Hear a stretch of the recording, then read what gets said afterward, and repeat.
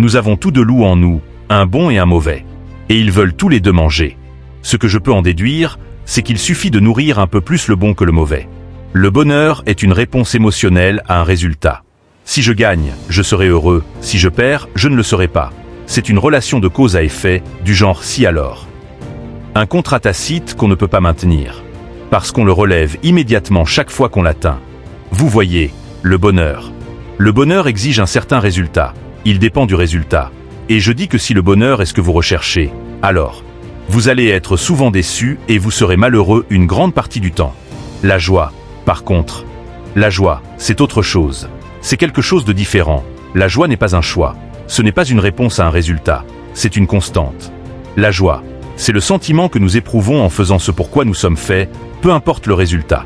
Personnellement, en tant qu'acteur, j'ai commencé à apprécier mon travail et à être littéralement plus heureux quand j'ai arrêté de considérer le travail quotidien comme un moyen d'arriver à un certain but. Par exemple, je me disais, ce film doit être un succès au box-office. Je me disais aussi, ma performance doit être reconnue. Je dois avoir le respect de mes pairs. Toutes ces aspirations sont raisonnables, mais la vérité, c'est que dès que le travail, la fabrication quotidienne du film, l'accomplissement du geste, est devenu la récompense en soi pour moi. J'ai eu plus de succès au box-office, plus de distinction et de respect que jamais auparavant. Voyez, la joie est toujours en processus, elle est en construction, elle est dans une approche constante, vive et bien présente dans l'accomplissement de ce pourquoi nous avons été façonnés. Et en profitant de cela, la façon la plus simple de disséquer le succès, c'est à travers la gratitude. Cela signifie remercier pour ce que nous avons, pour ce qui fonctionne. Apprécier les petites choses que nous tenons parfois pour acquises. Nous rendons grâce pour ces choses. Et cette gratitude crée un cercle vertueux, générant encore plus de raisons d'être reconnaissant. C'est vraiment simple et cela fonctionne. Je ne dis pas qu'il faut nier vos échecs. Non, nous pouvons aussi en tirer des leçons. Mais seulement si nous les abordons de manière constructive, comme un moyen de révéler ce à quoi nous sommes bons, ce que nous pouvons améliorer, ce que nous réussissons. Ma vie est un verbe. Nous donnons notre meilleur, mais nous ne faisons pas toujours notre meilleur.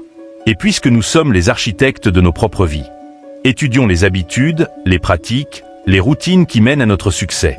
Notre joie, notre douleur sincère, nos rires, nos larmes méritées. Analysons cela et rendons grâce pour ces choses. Et lorsque nous faisons cela, devinez ce qui se passe. Nous devenons meilleurs, et nous avons encore plus de choses à analyser. C'est un monde où l'on cherche à devenir riche rapidement, où l'on désire 15 minutes de gloire sur Internet, et nous le voyons chaque jour. Mais nous voulons tous réussir, non? Alors la question que nous devons nous poser, c'est « Qu'est-ce que le succès pour nous? Qu'est-ce que le succès pour vous? Est-ce plus d'argent? C'est bien, je n'ai rien contre l'argent. Peut-être est-ce une famille en bonne santé, peut-être un mariage heureux.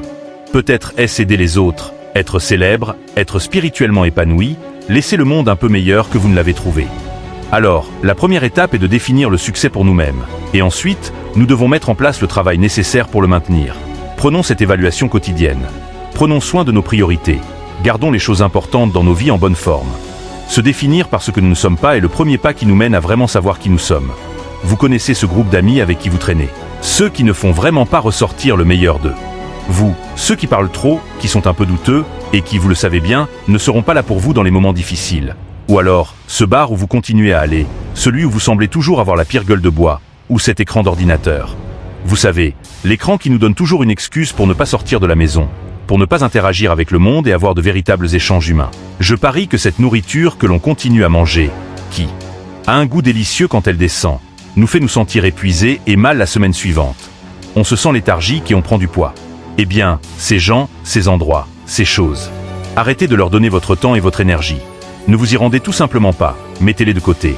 Et lorsque vous faites cela, lorsque vous les mettez de côté et que vous arrêtez de leur donner votre temps, vous vous retrouvez sans le savoir à passer plus de temps et à vous rendre dans des endroits qui sont bons pour vous, qui vous apportent plus de joie. Pourquoi? Parce que vous avez tout simplement éliminé les qui, les où, les quoi et les pourquoi, qui vous éloignaient de votre véritable identité. Croyez-moi, trop de choix, trop d'options, cela finira par nous rendre esclaves. Je vous promets que trop de choix feront de nous tous des tyrans. Alors débarrassez-vous de l'excès, du temps gaspillé, réduisez vos options. Continuez à vous poser cette question. Votre réponse pourra changer au fil du temps et c'est normal. Mais faites-vous ce service. Quelle que soit votre réponse, ne choisissez rien qui mettrait en danger votre âme. Priorisez qui vous êtes, qui vous voulez être, et ne perdez pas de temps avec quoi que ce soit qui nuise à votre caractère. Ne buvez pas le Kool-Aid. Mec, ça a un goût sucré, mais demain vous aurez des caries. La vie n'est pas un concours de popularité. Soyez courageux. Prenez la colline, mais d'abord, répondez à cette question.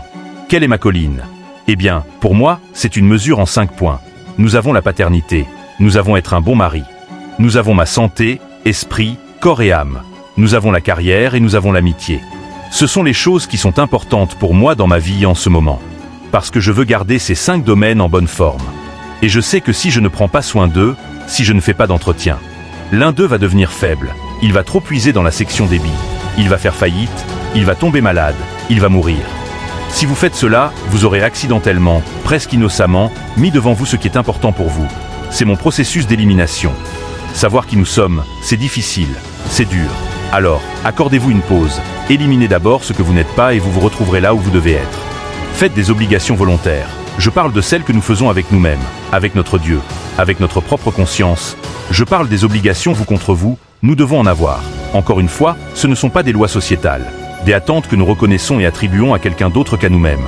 Ce sont des obligations basées sur la foi que nous faisons seuls. Ce ne sont pas des réductions d'assurance pour un bon dossier de conduite. Vous ne serez pas condamné à une amende ou mis en prison si vous ne satisfaites pas ces obligations dont je parle. Personne d'autre ne les couvre sauf vous. Elles sont vos secrets avec vous-même, votre propre conseil privé, des protocoles personnels. Et bien que personne ne vous fasse la fête lorsque vous les respectez, personne ne va vous arrêter non plus quand vous les enfreignez. À accent grave l'exception de vous-même. L'oreiller de l'homme honnête, c'est sa tranquillité d'esprit. Et quand vous vous allongez sur cet oreiller le soir, peu importe qui est dans votre lit. Nous dormons tous seuls. Ce sont vos propres Jiminy Cricket, et il n'y a pas assez de policiers dans le monde entier pour les contrôler. C'est à vous. Tout est à vous. Nous faisons de notre mieux lorsque nos destinations sont au-delà de la mesure. Quand notre portée dépasse constamment notre prise et quand nous avons des lignes d'arrivée immortelles. Et quand nous faisons cela, la course n'est jamais terminée, le voyage n'a pas de port. L'aventure ne se termine jamais, parce que nous sommes toujours en chemin. Alors faites cela et laissez-les. Laissez quelqu'un d'autre venir tapoter votre épaule et dire « Eh, tu as marqué ». Laissez-les courir et venir tapoter votre épaule et dire « Mec, tu as gagné ». Laissez-les venir vous dire que vous pouvez rentrer chez vous maintenant. Laissez-les dire « Je t'aime aussi ». Laissez-les dire « Merci ». Retirez le couvercle des chemins créés par l'homme que nous mettons au-dessus de nous-mêmes et jouez toujours comme un outsider.